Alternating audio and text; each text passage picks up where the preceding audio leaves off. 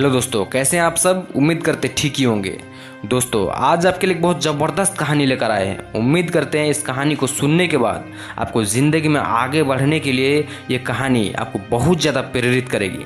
तो वीडियो को आखिर तक ज़रूर सुनिएगा। मैं गारंटी देता हूँ आपका इस वीडियो में दिया हुआ एक एक सेकेंड आपको ज़िंदगी में हर एक दिन आगे बढ़ाने के लिए बहुत ज़्यादा मोटिवेशन दिलाएगी। तो चलिए वीडियो को शुरू करते हैं। ये एक लड़की की सच्ची कहानी है जो हमें कठिन से कठिन परिस्थितियों के बावजूद जीवन को सकारात्मक तरीके से जीने और अपने लक्ष्य को प्राप्त करने को प्रेरणा दिलाती है। 25 सितंबर 2000 की बात है। तब मेरिकल एबर्टेन महज 11 साल की थी। उस दिन वो अपने अंकल के साथ पानी लाने के लिए बाहर निकली हुई थी। रास्तों में उन्हें 4-5 लोगों ने घेर लिया। उनके हाथों में धारदार हथियार भी थे। उन्होंने अपने अंकल से जमीन पर झुक जाने के लिए कहा और उन्हें बेरहमी से मारने लगे।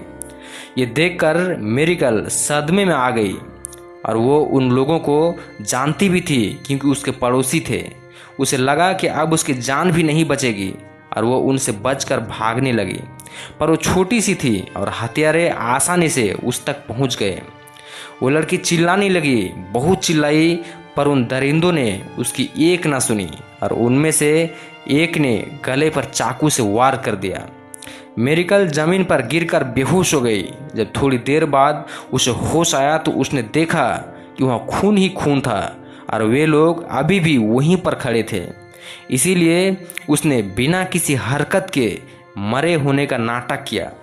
जब ये लोग चले गए तब वो उठी और घर की ओर दौड़ने लगी। भागते भागते उसने देखा कि उसकी दोनों हथेलियां हाथ से जुड़ी लटक रही थी। यह देखकर मेरिकल और भी घबरा गई और रोते रोते भागती रही। जब अपने घर के करीब पहुंच गई तब अपनी माँ को आवाज़ लगाई। माँ बाहर आई और अपनी बेटी की हालत देखकर भयभीत हो गई। उन्होंने बेटी को तुरंत एक कंबल में लपेटा और हॉस्पिटल ले गई।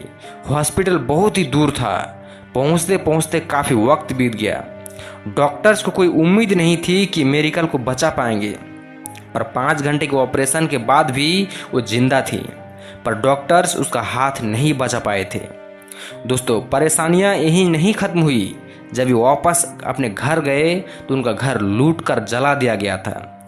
गरीब होने के कारण उनके पास हॉस्पिटल का बिल भरने तक के पैसे नहीं थे, पर दूर के एक रिश्तेदार आर्च बिशप ओटोनियो लेडेसिमा की मदद से ये बिल भर पाए थे और अपराधियों को सजा भी दिला पाए थे।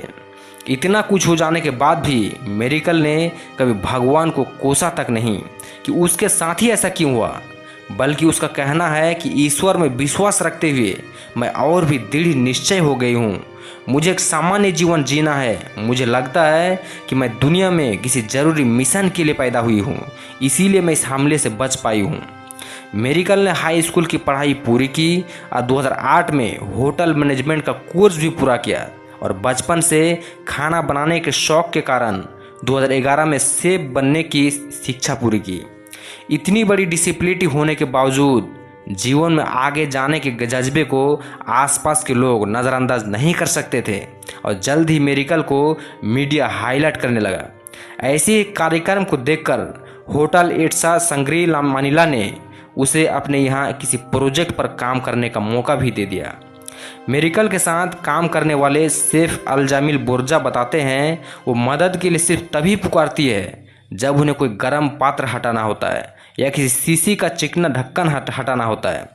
मेरिकल आज भी उसी होटल में बतौर शेफ काम करती है और अपने जज्बे के दम पर लाखों करोड़ों लोगों को प्रेरित करती है। तो दोस्तों, अक्सर हम अपनी लाइफ में आने वाली छोटी मोटी परेशानियां से घबरा जाते हैं और अपना विश्वास कमज़ोर कर बैठते हैं, पर आज की ये कहानी बताती है कि सिचुएशन कितना भी खराब क्यों ना हो, हम उसे बदल सकते हैं।